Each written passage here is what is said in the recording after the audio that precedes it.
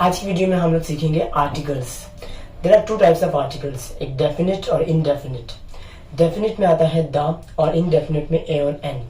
So where to use these articles, ये 9 to 12 तक basically ये क्वेश्चन पूछे जाते हैं।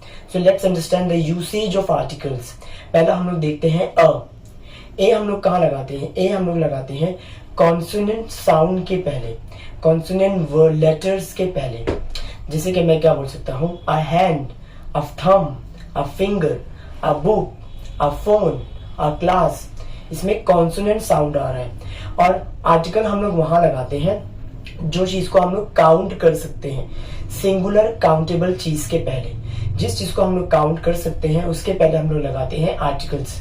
सो रिमेंबर दिस, जिस चीज को हम काउंट नहीं कर सकते उसके बाद पहले हम लोग आर्टिकल नहीं लगाते। तो ये कैसे होगा? A book, a pencil, a rubber, a sharpener और अ क्लास, अ बुक, ऐसे। तो ए का यूज बहुत आसान है। कोई भी कॉन्सोनेंट साउंड के पहले हम लोग लगाते हैं a book, a computer, a laptop. दूसरा हमारा है एन, एन एन। एन का कहाँ यूज करते हैं? एन को हम लोग यूज करते हैं वाउल साउंड के पहले। लोग हम इसे मिस प्रोनाउंस करते हैं वावल बोलकर, वावल बोलकर। तो ये वावल नहीं है, ये होता है वाउल।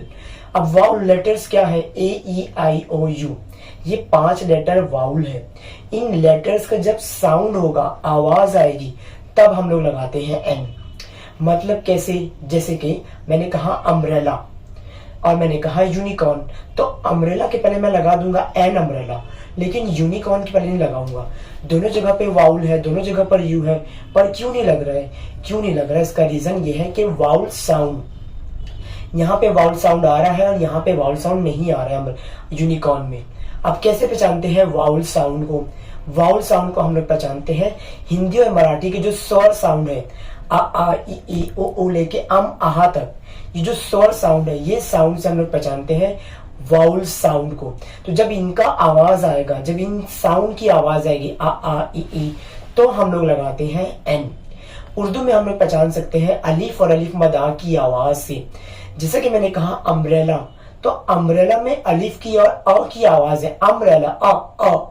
लेकिन यूनिकॉर्न बोलते वक्त अलीफ की ना अ की आवाज नहीं है, वहां पे य की आवाज आ रही है, यूनिकॉर्न की आवाज आ रही है। तो इसके लिए वहां पे आर्टिकल एन नहीं लगेगा। तो कहाँ लगेगा वाउल? एन आर्टिकल लगेगा जहां पे वाउल की आवाज है। जैसे कि an orange, an ink pad, an eagle, an year, ऐसे लगेगा एन। जैसे कि मैंने कहा एन आवर लेटर, 1 घंटे बाद, तो मैं बोलूंगा एन आवर लेटर। वो भले स्टार्ट हुआ है HUR से, लेकिन इसमें अलीफ और अ की आवाज है। मैंने कहा it is dash ST school, तो यहाँ पे ST स्कूल लिखकर आया है, तो एस वाउल नहीं है, लेकिन फिर भी इसमें वाउल की आवाज है।